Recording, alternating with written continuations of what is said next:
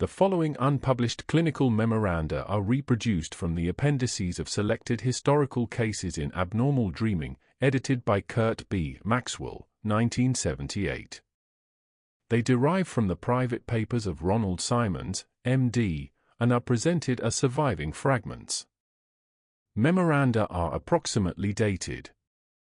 The original order of composition cannot be established with certainty, and several leaves are missing.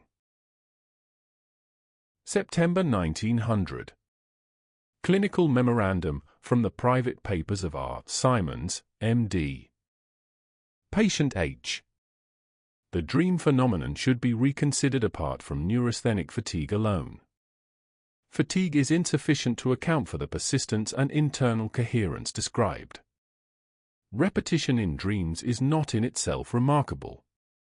Continuity is.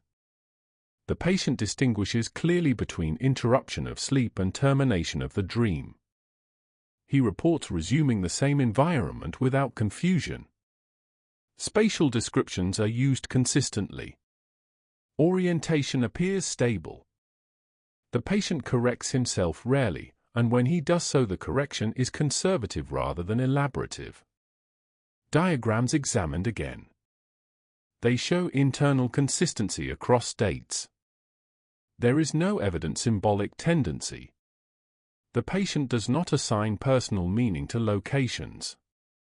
During the latter part of September, the patient reports reluctance to enter certain corridors previously mapped.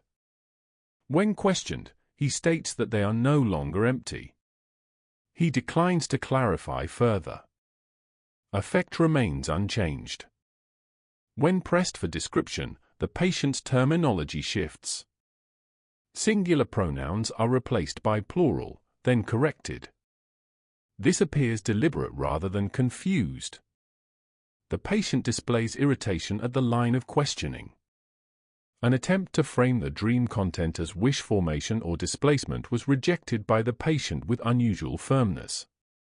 He stated that it was not that kind of place. This phrase was repeated verbatim on a later occasion. The physical illness of October presents a troubling temporal relation. Vomiting, fever, and exhaustion were observed. No delirium occurred. Recovery was rapid and unremarkable. Following the illness, the patient shows diminished interest in diagrammatic recording. He states that such representation is no longer useful.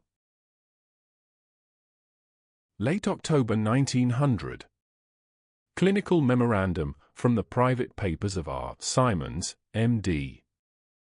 The patient has resumed work and ordinary social obligations. Physical strength appears restored. No residual fever or digestive disturbance. Despite this, there is a change in manner which is difficult to attribute to convalescence alone.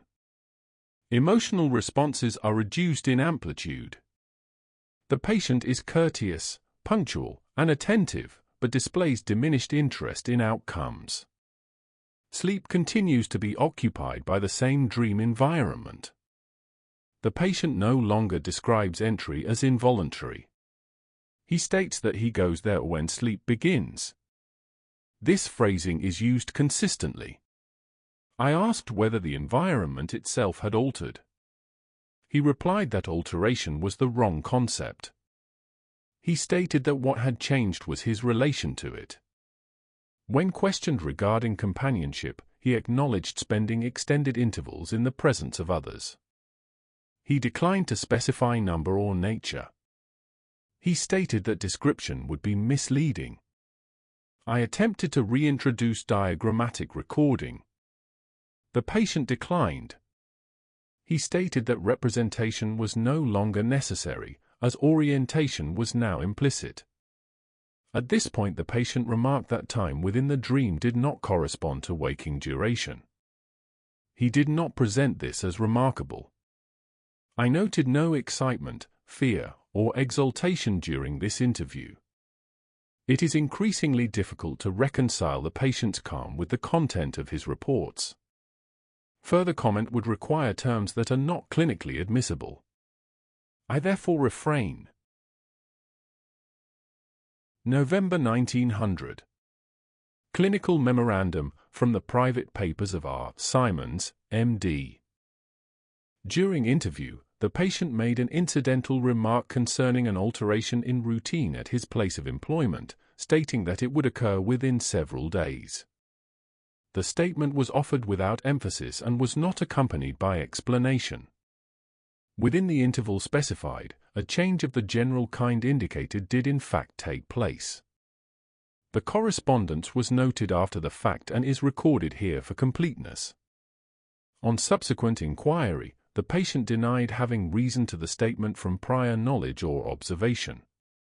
He expressed no interest in the coincidence and did not regard it as significant. No similar remarks were obtained on further questioning.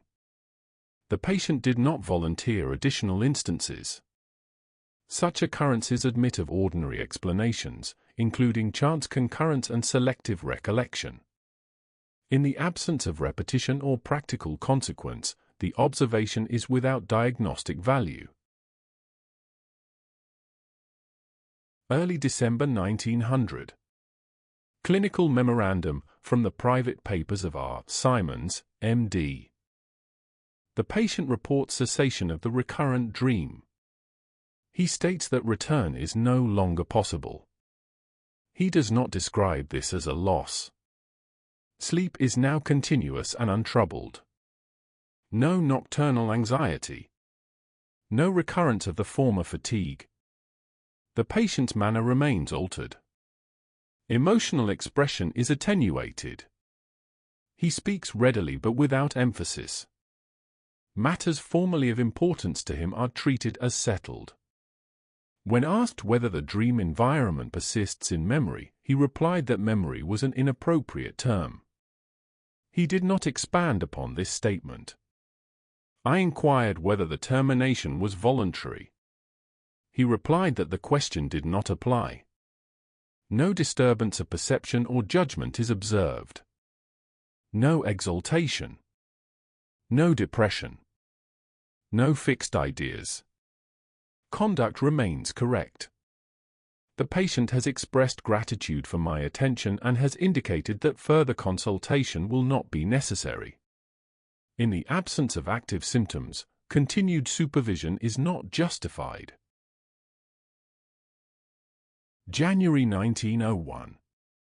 Addendum from the private papers of R. Simons, M.D. The patient failed to attend the scheduled appointment of January 9th. No notice was received.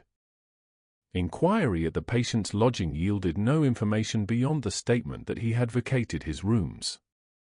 His effects were said to have been removed. In the absence of communication from the patient, further observation is not possible. The case is therefore closed.